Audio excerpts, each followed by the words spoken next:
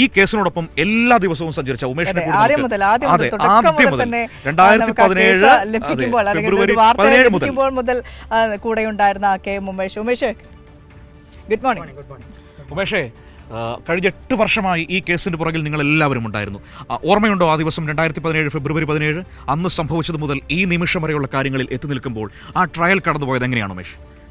തീർച്ചയായിട്ടും മനു, വിനിഷ, ഇത് ഒരു നീതിന്യായ ചരിത്രത്തിൽ തന്നെ ഒരു അപൂർവ കേസായി നമുക്ക് നിസ്സംശയം ഇതിന് പറയാൻ കഴിയും. കാരണം ഇത്രയധികം കാലം നീണ്ടു നിന്ന വിചാരണ, ഈ കുറ്റകൃത്യം നടന്ന് 8 വർഷവും 7 മാസത്തിനും ശേഷമാണ് ഇതിൽ വിധി വരുന്നത്. ഇതിൽ ആദ്യഘട്ടത്തിൽ അറസ്റ്റിലാവുന്നത് ഈ കുറ്റകൃത്യത്തിൽ നേരിട്ട് പങ്കെടുത്തവർ ഒരാഴ്ചയ്ക്കുള്ളിൽ തന്നെ ഈ 6 പേരെയും പോലീസ് പിടികൂടി എന്നുള്ളതാണ് ഏറ്റവും പ്രധാനപ്പെട്ട കാര്യം. ഇത് ഈ അതിജീവിത തൃശ്ശൂരിൽ നിന്ന് എറണാകുളത്തേക്ക് വരുന്നതിനിടയിലാണ് ഈ ഫെബ്രുവരി 17 രാത്രി ആക്രമിക്കപ്പെടുന്നത്.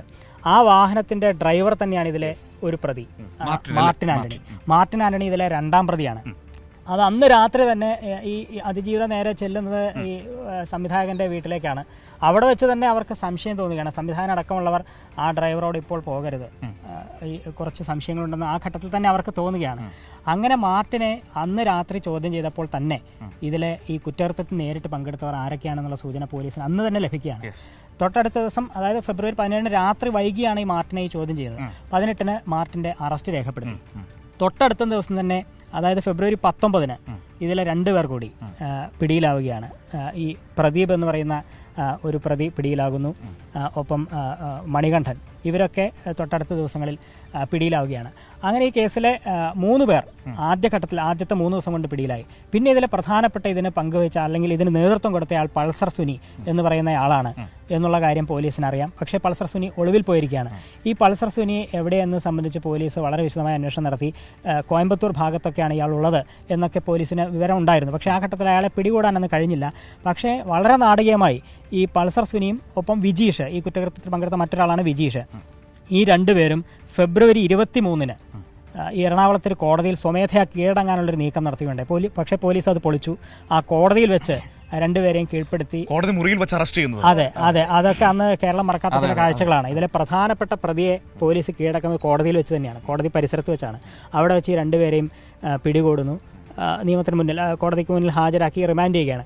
അപ്പോൾ ഫെബ്രുവരി 17 രാത്രി നടക്കുന്നു. 13 ആകുമ്പോഴേക്കും ഈ കുറ്റകൃത്യത്തിൽ നേരിട്ട് പങ്കെടുത്ത 6 പേരും പോലീസിന്റെ പിടിയിലാവുകയാണ്. ഇത്രയും പ്രധാനപ്പെട്ട അതൊരു പ്രധാനപ്പെട്ട കാര്യമാണത്. ഈ 6 പേരെയും വളരെ വേഗം തന്നെ പോലീസിന് പിടികൂടാൻ കഴിഞ്ഞു.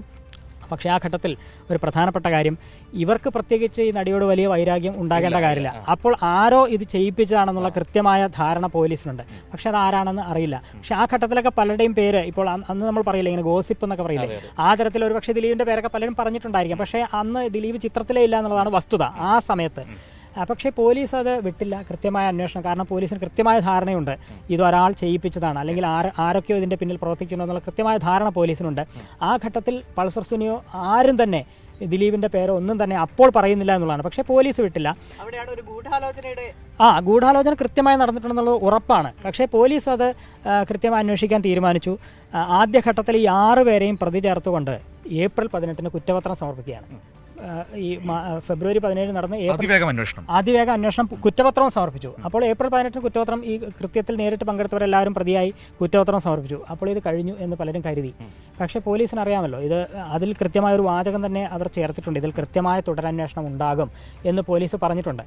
ഇത് ഏപ്രിൽ 18 കുറ്റപത്രം സമർപ്പിച്ച് പിന്നെ ആളുകൾ പലരും മറന്നു തുടങ്ങിയിരുന്നു. കാരണം ഇനി ഇതിലെന്താണ്, ഇനി കൂടുതൽ പേരിലേക്കൊന്നും എത്തില്ല, അങ്ങനെയൊക്കെ വിചാരിച്ചിരിക്കുന്ന ഘട്ടത്തിലാണ് ജൂൺ മാസത്തിൽ, ഈ ഫെബ്രുവരി കഴിഞ്ഞ് ജൂൺ മാസത്തിൽ ഈ അതിജീവിതയുടെ മൊഴി ഒരിക്കൽ കൂടി പോലീസ് രേഖപ്പെടുത്തിയാണ്. ഒപ്പം വളരെ പ്രധാനപ്പെട്ടൊരു മൊഴി അന്ന് പോലീസ് എടുത്തത് മഞ്ജു വാര്യരുടെ മൊഴിയാണ്. അത് ADGP B സന്ധ്യയാണ്. ജൂൺ 23 ഓർമ്മ. ആ ജൂൺ 23 മഞ്ജു വാര്യരുടെ മൊഴി രേഖപ്പെടുത്തിയാണ്. അപ്പോൾ തന്നെ ആളുകൾക്ക് സംശയം തുടങ്ങി, ഇതിൽ എന്തോ ഇനി കൂടുതൽ അറസ്റ്റിലേക്ക് പോകുന്നു എന്നുള്ള സൂചനകൾ ആ ഘട്ടത്തിൽ ദിലീപിന്റെ അറസ്റ്റ് പ്രതീക്ഷിക്കുന്നില്ല എന്ന് മാത്രമല്ല, പിന്നീട് ദിലീപിലേക്ക് ചോദ്യം ചെയ്യാൻ എത്തി. ഈ ഒരാഴ്ചയ്ക്ക് ശേഷം, അതായത് ജൂൺ 28-നാണ് ദിലീപിനെയും ഒപ്പം നാദൃഷയെയും നാദൃഷയും ആ 13 മണിക്കൂർ ഒരു അതെ, അതും മറക്കാത്തൊരു കാഴ്ചയാണ്. ഈ ആലുവ പോലീസ് ക്ലബ്ബിലേക്ക് രണ്ടുപേരെയും വിളിച്ചു വരുത്തുകയാണ്. അവിടെ വെച്ച് ഉച്ചയ്ക്ക് വിടുമെന്ന് കരുതി, വൈകുന്നേരം വിടുമെന്ന് കരുതി, അങ്ങനെ ചോദ്യം ചെയ്യൽ നീണ്ടുപോയി. രാത്രി 11 മണി 12 മണി ആവാറായി. ആ ഘട്ടത്തിൽ നമ്മൾ കണ്ടതാണ് സിദ്ദിഖ് അടക്കമുള്ളവർ അവിടേക്ക് കയറി ചെല്ലുന്നു. എന്തിനാണ് ഇങ്ങനെ അന്യായം, ആ തരത്തിലൊക്കെ പലരും പറഞ്ഞിരുന്നു, അമ്മയുടെ ഇടപെടലുകളൊക്കെ ഉണ്ടാകുന്നു. ആ ഘട്ടത്തിൽ എല്ലാവരും ഈ ദിലീപ് അങ്ങനെ ഒരു കുറ്റം ആ തരത്തിൽ ആരും വിചാരിക്കുന്നില്ല. അപ്പോൾ ഒരു ഘട്ടത്തിൽ അറസ്റ്റിലേക്ക് പോവുകയാണെന്ന് സംശയം വന്നു. പക്ഷേ അപ്പോഴും മനു പറഞ്ഞതുപോലെ തന്നെ ദിലീപാണ്, സെലിബ്രിറ്റിയാണ്, ആ ഘട്ടത്തിൽ അങ്ങനെ ഒരാളെയൊക്കെ അറസ്റ്റ് ചെയ്യുമോ എന്നുള്ള പല സംശയം ഉണ്ടായിരുന്നു. അന്ന് ആ ചിന്ത ശരിവെച്ചുകൊണ്ട് ദിലീപിനെ വിടുകയും ചെയ്തു. ജൂൺ 28-ാം തീയതി ദിലീപിനെ ഇത്രയും മണിക്കൂറുകൾ ചോദ്യം ചെയ്ത് അന്ന് വിട്ടയച്ചു. അപ്പോൾ ഉറപ്പിച്ചു ദിലീപ് ഇനി തൊടില്ല. അതാണ് എല്ലാവരും വിചാരിച്ചത്. പക്ഷെ പോലീസ് വിട്ടില്ല എന്നുള്ളതാണ്. കൃത്യം 12 ദിവസത്തിന് ശേഷം ജൂലൈ 10-ന് ദിലീപിനെ അറസ്റ്റ് ചെയ്യുന്നു. ചോദ്യം ചെയ്യുന്ന അത് ആരും അറിഞ്ഞതുപോലും ഇല്ല എന്നുള്ളതാണ്. ഈ മാധ്യമങ്ങളെല്ലാം സാധാരണ ചോദ്യം ചെയ്യാൻ വിളിപ്പിക്കുമ്പോൾ തന്നെ അറിയും. പക്ഷേ ഇത് വളരെ രഹസ്യ നീക്കമായിരുന്നു. ആലുവ എവിടെയോ വെച്ച് ചോദ്യം ചെയ്തതാണ്. ആലുവ പോലീസ് ക്ലബ്ബിൽ എന്നുള്ളത് ആ ഘട്ടത്തിൽ നമുക്ക് കൃത്യമായിട്ട് അറിയില്ല. അവസാനം അറസ്റ്റ് രേഖപ്പെടുത്തുമ്പോൾ ദിലീപിനെ ആലുവ പോലീസ് ക്ലബ്ബിൽ നിന്നാണ് കൊണ്ടുപോകുന്നത് മാത്രമേ ഉള്ളൂ. അങ്ങനെ ജൂലൈ 10-നാണ് ദിലീപിന്റെ അറസ്റ്റ് രേഖപ്പെടുത്തുന്നത്. അത് കേരളം വളരെ ഞെട്ടലോടെ ഇന്ത്യ തന്നെയാണ് ഞെട്ടി. കാരണം ഇത്രയും വലിയൊരു നടൻ, ഒരു സ്റ്റാർഡം ഉള്ള ഒരാളെ ഇന്ത്യയുടെ ചരിത്രത്തിൽ ആദ്യമായിരിക്കും ഇങ്ങനെ ഒരു കേസിൽ അറസ്റ്റ് ചെയ്യുന്നത്. അതെ, അത് ആ പ്രശസ്തിയുടെ പീക്കിൽ നിൽക്കുമ്പോഴാണ് ദിലീപിനെ പോലെ ഒരാളെ വളരെ ധൈര്യപൂർവ്വം, അത് അന്വേഷണ സംഘത്തിന് എല്ലാ സ്വാതന്ത്ര്യവും അന്നത്തെ ഭരണകൂടം LDF സർക്കാർ നൽകിയിരുന്നു എന്നുള്ളതാണ്. മനു തുടക്കത്തിൽ സൂചിപ്പിച്ചല്ലോ. ഞാനത് പറയാൻ കാരണം ഉമേഷ്, നിരന്തരം LDF സർക്കാരിനെ മുഖ്യമന്ത്രി വിമർശിക്കുന്ന ഒരു വളരെ പ്രധാനപ്പെട്ട മാധ്യമ പ്രവർത്തകനാണ് അയാളുടെ ന്യൂസ് ചർച്ചയിൽ പറഞ്ഞത്. ഞാൻ വിശ്വസിക്കുന്നത് ഇന്ന് മുഖ്യമന്ത്രി പിണറായി വിജയൻ ആയതുകൊണ്ടാണ് ദിലീപ് ഈ കേസിൽ അറസ്റ്റിലായതെന്ന് ആ ദിവസത്തെ ചർച്ചയിൽ കേരളത്തിലെ ഏറ്റവും മുതിർന്നൊരു മാധ്യമ പ്രവർത്തകൻ അയാളുടെ ന്യൂസ് അവർ ചർച്ചയിൽ പറഞ്ഞത് ഞാൻ കണ്ടതാണ്. അതുകൊണ്ടാണ് ഞാനത് പറഞ്ഞത്. അത് അയാൾ നിരന്തരം സർക്കാരിനെ വിമർശിക്കുന്നത്, എന്തിനും ഏതിനും പിണറായി രാജിവെക്കണം എന്ന് പറഞ്ഞ ആളാണ്.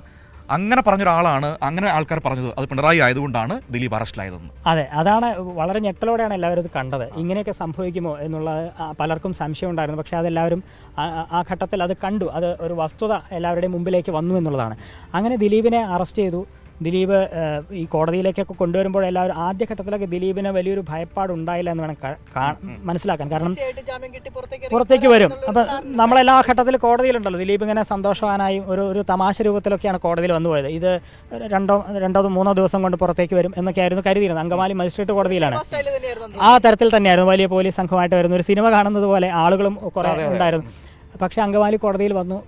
ആദ്യം ജാമ്യാപേക്ഷ അവിടെ തന്നെയാണ് കൊടുക്കുന്നത്. അത് തള്ളി. അപ്പോൾ വിചാരിച്ചത് മജിസ്ട്രേറ്റ് കോടതിയാണ്, അങ്ങനെ അത്ര പെട്ടെന്ന് ഇത്ര വലിയൊരു കേസിൽ ജാമ്യം കിട്ടില്ല, ഹൈക്കോടതി ഉണ്ടല്ലോ എന്ന് കരുതി. ഹൈക്കോടതിയിൽ ഒരു തവണ ജാമ്യാപേക്ഷ കൊടുത്തു, തള്ളി. രണ്ടാം തവണ കൊടുത്തു, രണ്ടാമതും തള്ളി. അപ്പോഴാണ് കാര്യം പിടികിട്ടിയത്.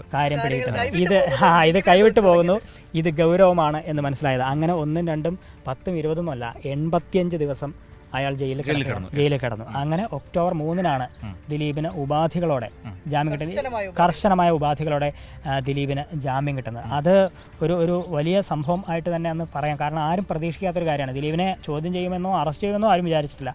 അങ്ങനെ ഇരിക്കുന്ന ഒരു ഘട്ടത്തിലാണ് 85 ദിവസം ദിലീപ് ഈ ജയിലിൽ കിടക്കുന്നത്. ഉമേഷേ, ഇതാ കേസിന്റെ ആദ്യഘട്ടം അല്ലേ?